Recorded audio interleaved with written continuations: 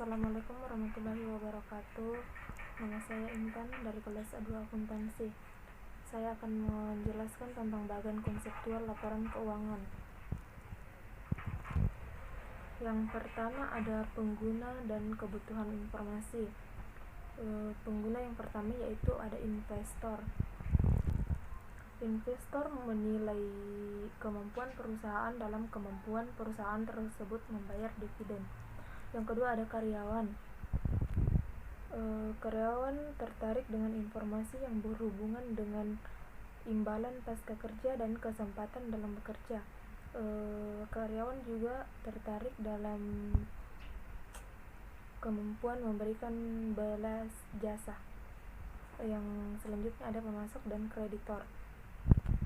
Mereka tertarik dengan informasi yang memungkinkan kepada mereka untuk memutuskan apakah jumlah yang akan dibayar saat jatuh tempo dan sebagainya. Kreditor usaha ini juga memiliki kepentingan terhadap perusahaan. Yang selanjutnya ada pelanggan. Pelanggan membutuhkan laporan keuangan saat mereka terlibat dalam perjanjian jangka panjang. Yang selanjutnya masyarakat. Laporan keuangan bisa membantu masyarakat dalam menyediakan informasi yang berhubungan dengan tren. Yang terakhir yaitu pemberi pinjaman. Fungsi dari laporan keuangan bagi pemberi pinjaman tersebut yaitu untuk memberikan informasi keuangan yang memungkinkan mereka untuk memutuskan apakah pinjaman dan bunganya dibayar saat jatuh tempo. Yang selanjutnya ada tujuan laporan keuangan. Tujuan laporan keuangan yaitu 1. Memberikan informasi yang menyangkut posisi keuangan bekerja serta perubahan posisi keuangan suatu perusahaan. Yang kedua yaitu memenuhi kebutuhan bersama sebagian besar pemakai. Yang ketiga ada menyediakan pengaruh keuangan dari kejadian di masa lalu dan tidak diwajibkan menyediakan informasi non-keuangan.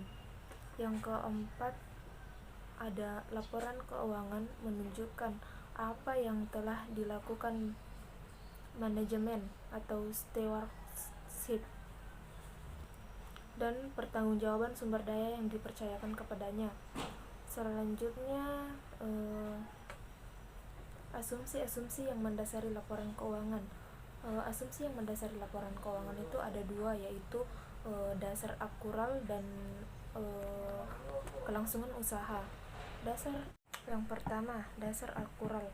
Dasar akural itu maksudnya transaksi akan diakui bukan saat kas diterima atau saat kas dikeluarkan. Yang kedua ada kelangsungan usaha. Perusahaan diasumsikan tidak bermaksud atau berkeinginan melikuidasi atau mengurangi secara material skala usaha. Yang selanjutnya ada karakteristik kualitatif laporan keuangan. Ada relevan dan andal, dapat dibandingkan serta dapat dipahami. Relevan yang pertama yaitu relevan. Laporan keuangan bisa dikatakan relevan apabila informasi yang termuat di dalamnya dapat mempengaruhi keputusan pengguna dengan cara membantu mereka dalam mengevaluasi peristiwa masa lalu, masa kini, dan memprediksi masa depan. Yang kedua yaitu dapat dibandingkan.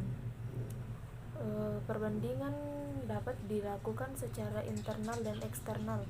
Perbandingan secara internal dapat dilakukan apabila suatu intensitas menerapkan kebijakan akuntansi yang sama dari tahun ke tahun.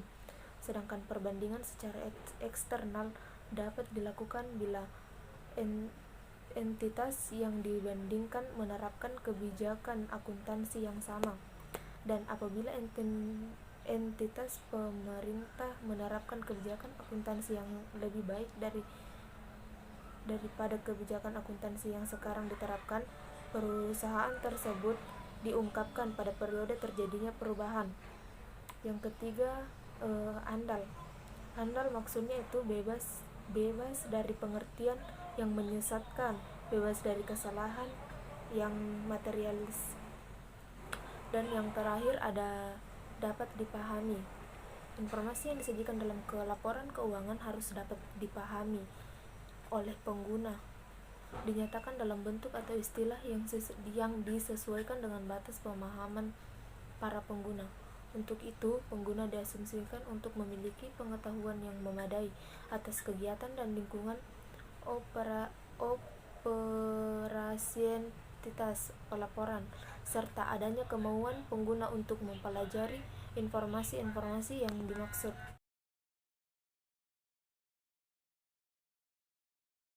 Yang terakhir ada kendala informasi yang relevan dan andal, yaitu pertama, tepat waktu.